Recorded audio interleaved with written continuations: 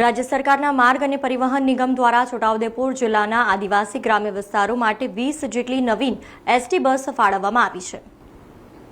Chhota Udepur ST depot ખાતે આ નવીન બસોનું લોકાર્પણ જિલ્લા ભાજપ પ્રમુખ ઉમેશ રાઠવાના અધ્યક્ષસ્થાને યોજાયું હતું, જ્યાં છોટાઉદેપુર એસટી ડેપોની મહિલા કર્મચારીઓ દ્વારા તમામનું તિલક કરી સ્વાગત કરવામાં આવ્યું હતું।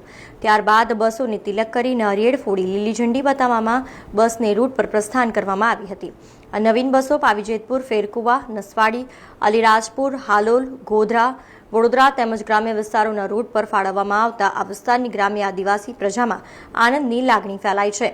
આ પ્રસંગે જિલ્લા ભાજપ પ્રમુખ ઉમેશ રાઠવા, તાલુકા પંચાયત પ્રમુખ Kalpanaben Rathwa, ST depot manager RM Patel, taluka Bhajap પ્રમુખ રસિક રાઠવા, શહેર ભાજપ પ્રમુખ અંકુર પંચોલી, મહામંત્રી રાજેશ સોલંકી, તાલુકા જિલ્લા તેમજ શહેર ભાજપના હોદ્દેદારો, એસટી ડેપોના કર્મચારીઓ ઉપસ્થિત રહ્યા હતા।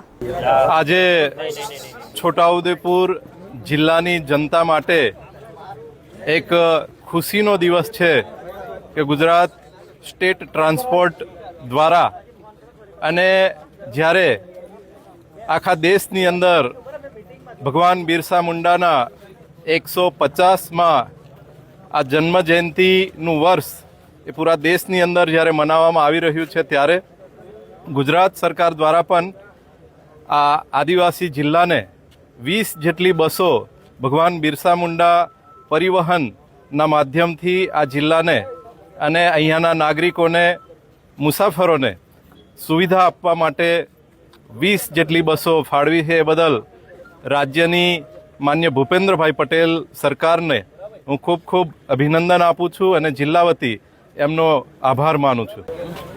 આજરોજ છોટાઉદેપુર તાલુકામાં છોટાઉદેપુર બસ ડેપો ખાતે જ્યારે ભગવાન બિરસા મુંડાની જન્મ જયંતિના આ ગૌરવ વર્ષ ઉજવી રહ્યા છે, ત્યારે સરકારના માધ્યમ થકી આ જિલ્લાને 20 જેટલી આ ડેપોમાં બસો ફાળવી આપવામાં આવી છે। એ બદલ સરકારશ્રીનો હું ખૂબ ખૂબ આભાર માનું છું। સમાચારોના સતત અપડેટ માટે TNN ન્યૂઝને YouTube પર સબસ્ક્રાઇબ કરી બેલ આઇકોન પ્રેસ કરો અને અમારી સાથે જોડાયેલા રહો Facebook, Instagram અને Twitter ઉપર।